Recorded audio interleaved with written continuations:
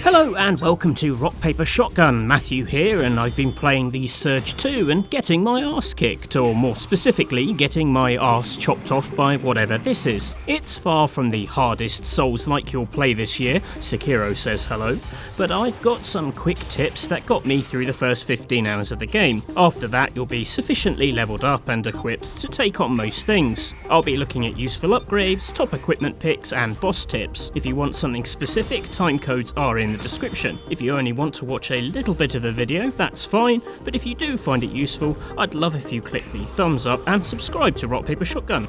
I hope the video helps. It's hard to offer generalised tips about combat as each enemy has attack behaviours of their own. One tip that always holds up is using your first encounter with a new enemy type to see what they can do. Blocking lets you absorb attacks, but more handily, equipping the directional block analyzer, found here in the prison tutorial, hopefully with less glitching, lets you see exactly how each attack animation starts. The analyzer also shows which attacks can't be parried. If you see this icon, don't try anything clever.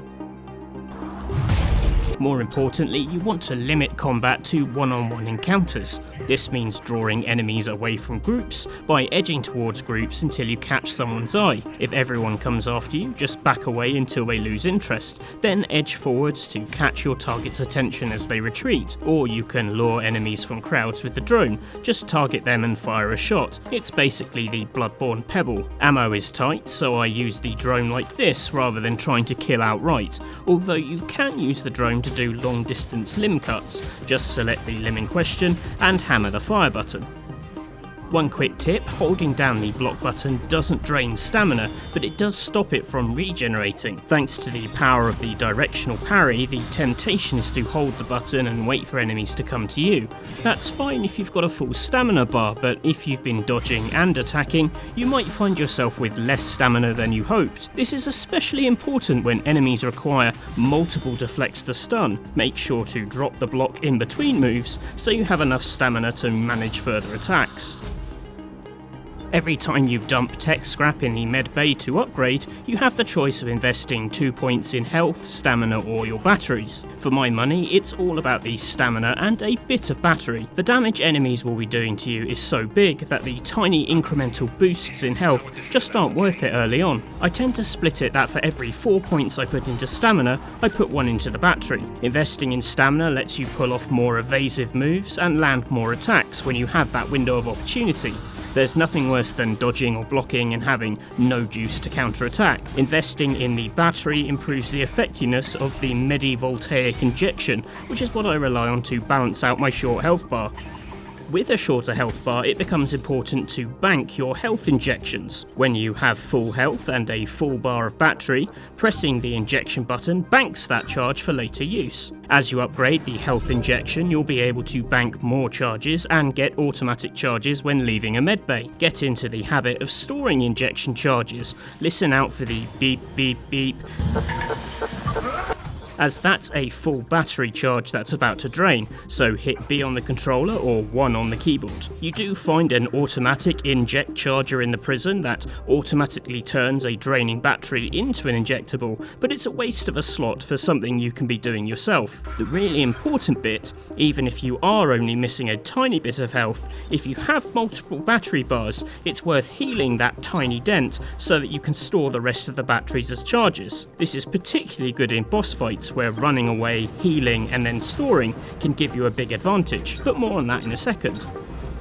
The most important tip I can give you for the first half of the game is to get the VULTR suit as soon as possible. It's not the strongest armour, but its set bonuses are helpful. Equipping 3 parts gives you bonus tech scrap from every kill, which means faster levelling, and a full set means it doesn't cost a battery for chopping, which frees up the battery bar exclusively for health management. The first place to farm this suit is from these guys in the square, just down from the gate, outside the first medbay. As always, you need the arm, leg, body and head schematic by targeting those limbs. If you kill them without collecting those parts, just go back to the medbay to respawn them. I think where most people go wrong in the Surge 2 is splitting resources between too many items. You want to pick a few reliables and then upgrade them to maximum strength. To do this, pay attention to the number by each enemy's health bar, as it tells you the quality of the upgrade material they drop.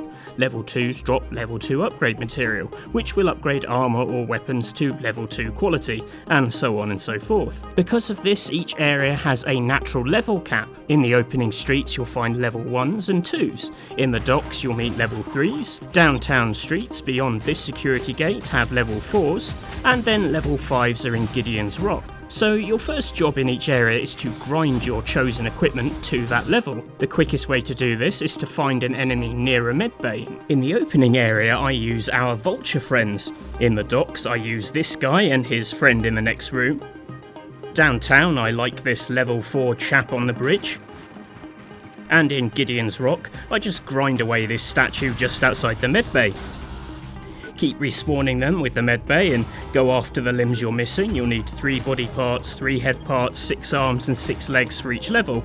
Oh, and to upgrade weapons, chop off arms holding the weapon, that's important too. To upgrade the health injections, you need implant circuitry which should come from head finishers. You should hopefully collect these just cutting off the materials for the head parts. Everyone will recommend different weapons, but here are a couple that play nice with my other tips. Basically, when you get to the docks, you want to chop the arms off this first chap you meet after the medbay to get his SNR jackdaw. These do decent damage and have good attack speed and battery energy regain, making them very useful for the dock boss that I'll cover in a moment. I use these saw blade arms up until Gideon's Rock, where I swap them for the Gaia Lance, dropped by chopping the arm off this mechanical statue. Keep the spear upgraded to the maximum level in any given area and it'll basically get you all the way to the end of the game, although after the 2/3 mark you do suddenly see the world flooded with high-powered weapons for some story reasons. Right, now to get the earlier bosses out the way. First up, Little Johnny and his not-so-little spider-bot. There are 5 parts you need to destroy, 2 mandible cooling tanks and his 3 tentacles. The trick is knowing when to use lock-on. Going after the mandibles first, lock-on is your friend. If you keep selecting his legs by mistake, just scroll through the parts with left trigger on the controller or tab on keyboard to highlight the main body. Then target the left or right coolant tank. When Johnny does the spider flip, if you're using the block analyzers, it'll flash up this shield icon first. You need to run back as he flips once and then twice. Now you can run between his front tentacles and get ready to deflect blows. You need to land 3 deflections to stun him, indicated by these 3 shield icons. Blows can come from his left or right claws, but they are quite slow. If he leans back, he'll hit forwards. If he suddenly raises, jump back to dodge his slam. You might be tempted to hit the coolant at this point, but it is safer to wait for a proper stun. When he is stunned, you beat on the tank and then run backwards as he wakes up. It should take 3 stun cycles to destroy each tank. While you're doing this, you might take damage, in which case you can switch focus to the legs, as they are generally safer to hit and build up that battery charge. This is why I don't break them first. When attacking tentacles, drop the lock-on, as the camera movement can make them harder to hit. Without a lock-on, I can run away and then sprint towards them and attack to do a floor slide that ends with a hit, get a couple of hits in and run off again. This is based on using the SNR jackdaw suggested in the last tip. This hit and run technique is a great way of generating battery and then keeping distance to let you heal and bank more charges. Sometimes he'll raise up and drop stun mines. You could use this chance to hit his legs, but you do risk getting stunned. Once the mines are all over the floor, you can dodge over them to detonate without taking a hit. Once you've broken the second mandible, you can focus on the legs, and again I just keep up the hit and run. I don't focus on any particular leg, as they all need to go in the end. You can see which ones are left to attack, as they stop glowing red when broken. The tricky one is the leg behind him, as it's easy to slide into his body coming from the front. The easiest way to target this is to wait for Johnny to do his puke attack and then hit him then. Keep watching your health charges, don't get too greedy and you'll smash him down in no time. Brother Eli is much easier than Little Johnny, but just in case you get flummoxed, the key to nuking this evil tech evangelist is to use your new stun drone. Once you fire the charge, you detonate it with a second press of the button. Do it exactly when the charge lights up and it will be extra strong. filling Eli's shock meter in an instant. You can now land some easy attacks. Keep your distance, firing the drone as soon as it recharges, and you'll get him down to a point where he invites friends to join in and he starts placing gun turrets. I keep my focus on Eli, the one friend is easy to avoid, and fire my charges when I see him placing a turret. Shock him at this point and you can just run up and hit him and destroy the turret in one go. You can also wait to detonate the charge when he is near his buddy, as it shocks both of them, letting you land attacks on both. Keep this up and Eli is toast. Just make sure to target the arm holding the staff so you can chop it off and get his special warhammer at the end. This evil nano sod comes with 3 stages, but they are pretty easy once you know what to do. During the first stage, focus on deflecting him 4 times to stun him. His first claw swipe is easy to deflect, but he often follows with a fast one from the other direction. I try to keep close to him to stop him from doing this darting attack. If he does land damage and you need to recharge, this is best done during his burrowing phase. When he digs underground, just keep moving to avoid him popping up underneath you, but then quickly turn and hit him in the face. Often I didn't have time to turn the camera, so just trust that he's directly behind you. He'll pop up twice like this, letting you recharge several bars of battery. The third time he'll jump all the way out, so prepare to dodge out the way. Keep up this cycle of deflections and health recharging and you'll eat through him in no time. The second stage is easier in my opinion. For starters, you can land some easy attacks as he transforms. He then has a running attack that you'll have to jump out the way of. Again, the directional analyzer will flash up a shield icon when he's about to do it. Get up close and he'll attack with claws. Much easier to deflect than his first stage, I think. He'll often follow a swipe with a second swipe, but he'll often jump to your left or the right. Don't freak out, just turn and get ready to deflect more claws. If he jumps right at you, you just hold block to absorb the hit. Of course, when you do stun him and you charge in to attack, do be prepared to jump back if he does this spinning attack. At times he'll also jump onto the walls and shoot projectiles. The first 2 are easy to dodge and then he'll fire himself down like a big evil missile. You'll be tempted to attack him at this point, but he summons back his previous projectiles which can do huge damage if they touch you. These projectiles will also heal him a bit, so you can attack them when he first fires them, but it is quite a lot of faff to not much result. I tend to sit this entire phase out, maybe getting in a few attacks once the projectiles have returned. Just focus on the stuns and you'll find it much easier.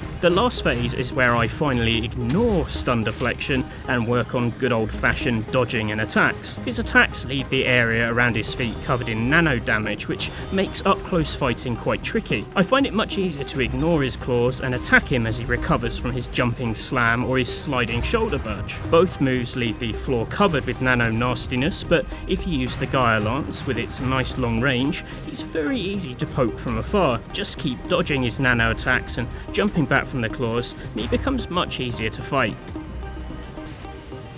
This is another 2-phase fight. In phase 1, which is the Met, the aim is to batter its legs. This goes much quicker if you focus on one leg, strip its armour, and then all following attacks will do more damage. To get a window of opportunity, use the drone to attack its flaming arm, destroy the ammo container and it will begin to reload. You could also shoot the gun arm, but if you run close to the body, this weapon is less effective as you hit the leg. When up close, watch out for leg kicks, spinning gun attacks and the firearm coming back online. When the fire is back, you can run away, a good time to recharge that health injector and grab ammo from the arena. You want to keep the pressure up. It's very easy to become pinned behind cover by the machine gun and then hit by mortar attacks from above. Keep attacking the firearm and getting up close and you'll really whittle down the mech.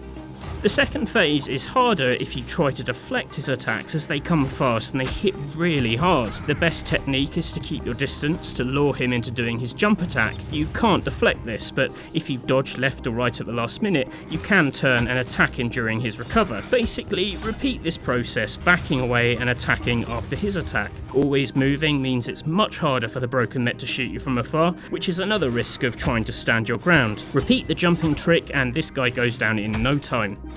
And those are my tips to get you beyond the halfway mark of the Surge 2. Like I said earlier, it does get much easier at this point due to a sudden surge, pardon the pun, in more powerful weapons. Just keep upgrading and it's easy to keep ahead of the curve. If you have any questions about these tips, let me know and I'll do my best to answer them. Hopefully it's all self-explanatory. Thanks for watching Rock Paper Shotgun, I would really appreciate the like, and we'll hopefully see you soon. Bye for now.